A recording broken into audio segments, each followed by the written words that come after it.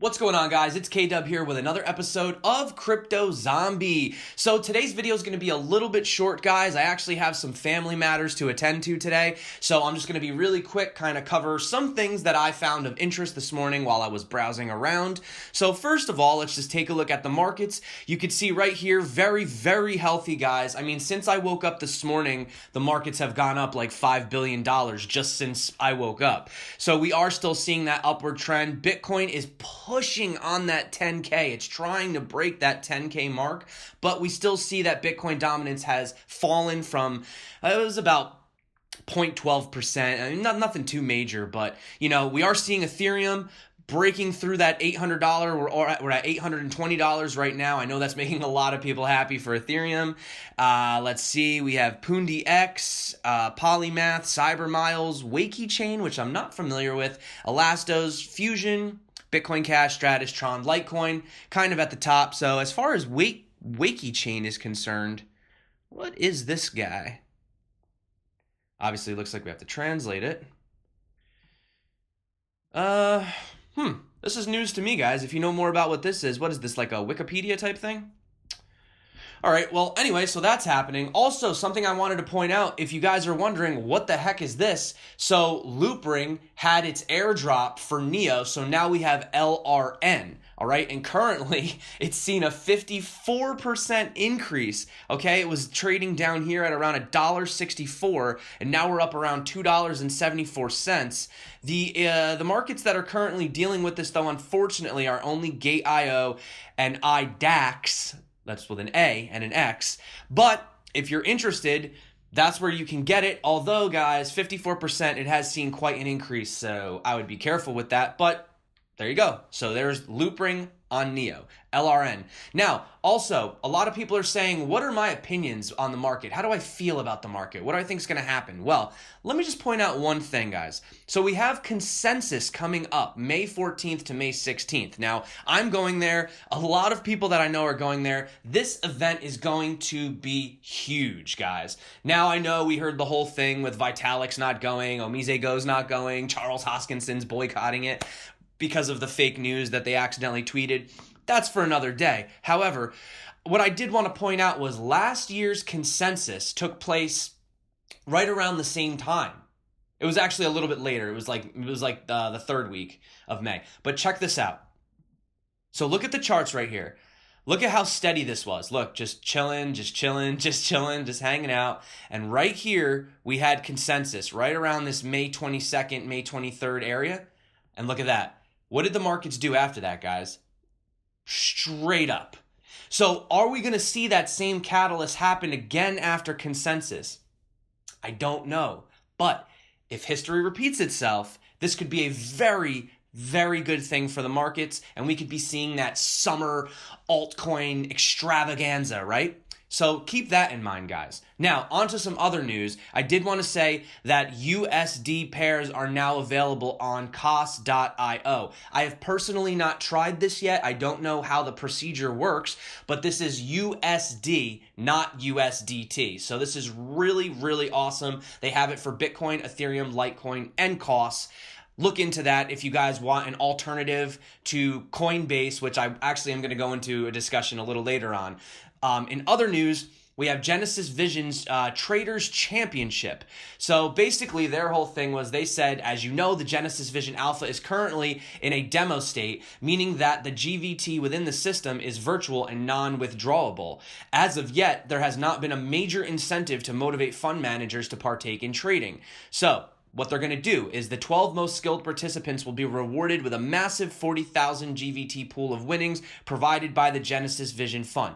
And then they go on to describe everything that you need to know to get involved in this. I will drop a link in the description. If you guys are interested, you can maybe try to win some. That's something you could do, you could look into.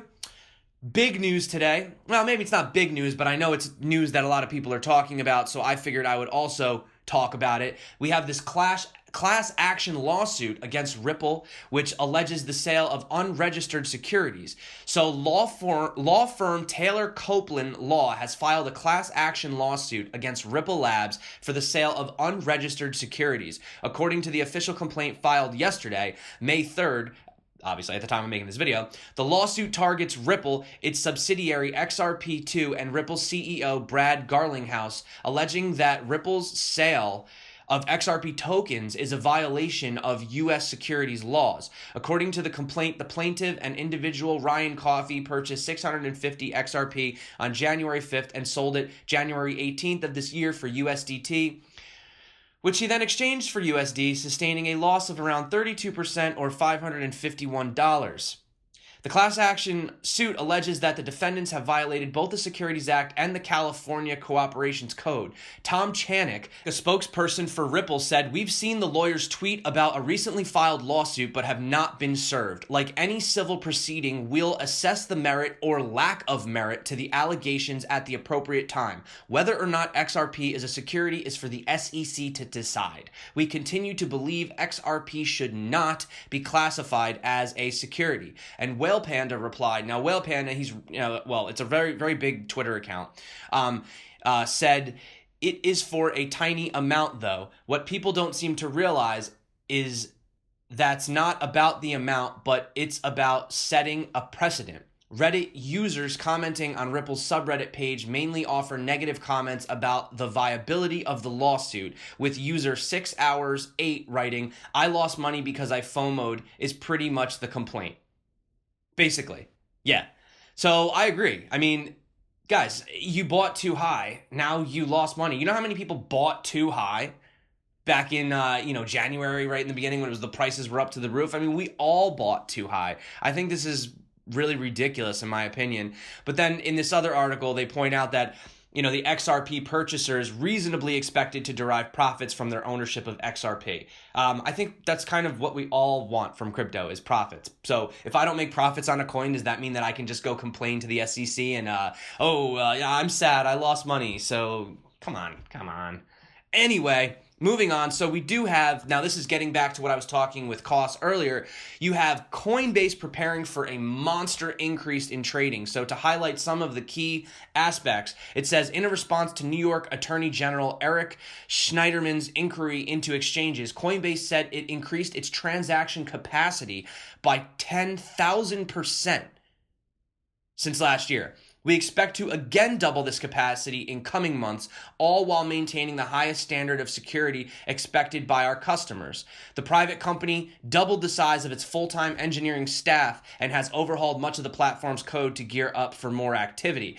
And then over here you have, is there a Coinbase Mafia? So here's like the flip side, right? As Coinbase cherry picks new team members and acquires companies to help them become a one-stop shop for everything cryptocurrency and beyond, in regards to fintech services, some detractors see its expansion as the kind of competition crushing methods that monopolies of the early 20th century like US Steel would use.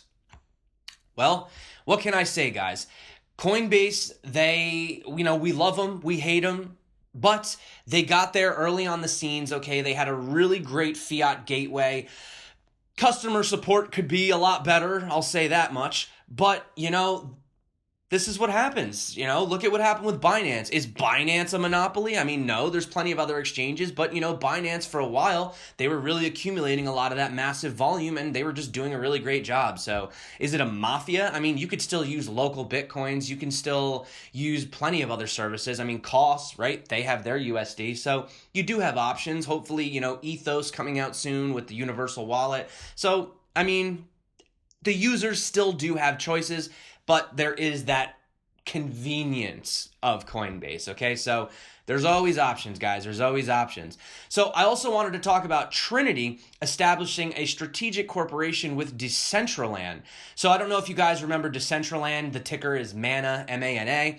So Decentraland, for those of you who don't know, because I don't think I've really spoken about it much on my channel, it's a virtual reality platform powered by the Ethereum blockchain. Users can create, experience, and monetize content and applications. Trinity provides a blockchain gaming computation solution by keeping such records in state channels, okay? So Trinity will cooperate with them so that they could essentially have better solutions for, games such as you have Ethereum, which I think is like the Pokemon on Ethereum, and Hyper Dragons. It says the two parties will cooperate in more areas such as brand promotion, operating and marketing, and blockchain technology, with the support in R&D and operations and marketing from Trinity Protocol and the influence of Decentraland in the blockchain VR industry. The two will support each other to promote the blockchain gaming industry, advance technical progress, and lead the construction of the blockchain ecosystem.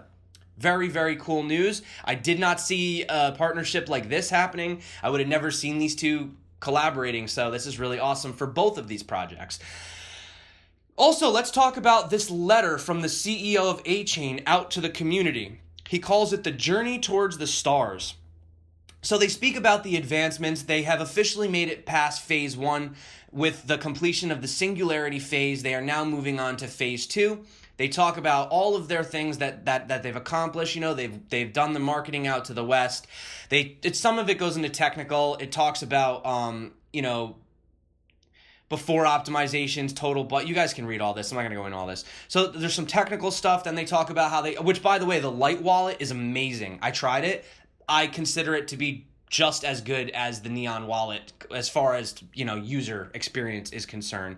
Multi-asset development, OS support. They've had plenty of GitHub updates, more stable network, blockchain for dApps, cross-chain communication, which is their most important thing, obviously interoperability moving forward. And that was just a really nice thing that came out of that camp. And if we have a look, we've actually seen some pretty decent price increase from Achain. I remember after the ABTC fork, we had this all-time high of $1.34, and it just kind of kept falling and falling and falling, and we were just like, what's going on? And now finally we're seeing that pick up. We're seeing that volume come back in. We're seeing that confidence get restored in Achain, so that's nice to see as well. Also, one of the big concerns we had kind of coming out was India regulations, right? A lot of people were worried about that. So one of the things that I wanted to kind of talk about really quick is that this article actually says that trading volumes have risen along cryptocurrency prices in India despite an impending ban on banking services from entities that deal in cryptocurrencies. Now, the thing that I want to stress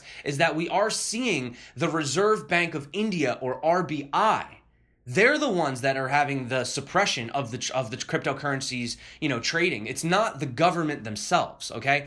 If the government themselves comes in and says something, then we're going to have a problem. So it says reports by Indian cryptocurrency exchange CoinDelta indicates that daily trading volumes are back to around 75 million, similar to levels it saw before the rule chain was announced.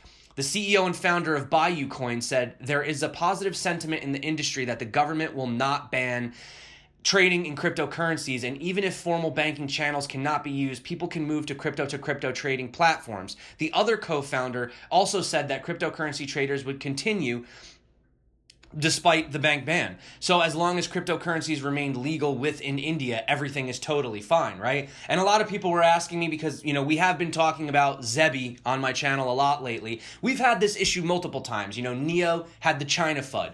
We had, Icon and Wanchain dealing with that. Actually, Wanchain wasn't out at the time. It was really just Icon. But we had that Korea FUD. And then we had that Indian FUD. So, one of the things about ZEBI, as we see, ZEBI's actually doing quite well. They're still going up. Volume dropped a little bit, but it's having a 12% increase. I mean, it needs to get listed on another exchange. They're looking for OKX, which actually is leading the pack right now in highest volume. So that's where they're looking to get listed on. And, currently they're based out of Singapore and they're working with the governments directly. So I don't think there's going to be any issue as far as ZEBI, being an Indian thing. They're working with the governments. I wouldn't worry about that, guys. So also quickly, let's get into some news. So you have the former U.S. Reserve Governor says federal digital currency deserves consideration. So basically, in a nutshell, Kevin Warsh thinks that the creation of a Fed coin might be a good idea in order to bring legal activities into a digital coin. Essentially, he says not that it would supplant and replace cash, but it would be a pretty effective way when the next crisis happens for us to maybe conduct monetary policy. According to Warsh, central banks should treat digital currencies as more than a novelty if people really believe to some extent that cryptocurrency is future of money. So that's basically that. They're talking about this Fed coin thing. It's probably going to happen anyway. I don't think we have much say over it. So moving on to other news, we see that American online art auctioneer Paddle 8 and The Native, which is a Swiss tech company, are launching a blockchain-based art authentication service. Good use for a blockchain. Every artwork purchased on Paddle 8 gets a certificate with direct access to ownership history and authorship information. The service reportedly allows buyers to check digital certificates in real time rather than relying on a single certificate from the previous owner. Tyler Winklevoss, so you know the Winklevoss twins, Tyler over from Gemini says, "We are seeing its application to the art market, which is notoriously opaque, as the tip of the iceberg in terms of democratization and upending the status quo." So that's just more real-world use case for blockchain, guys. You know, I love to talk about real-world applications. This is actually kind of just a strange, kind of a funny story.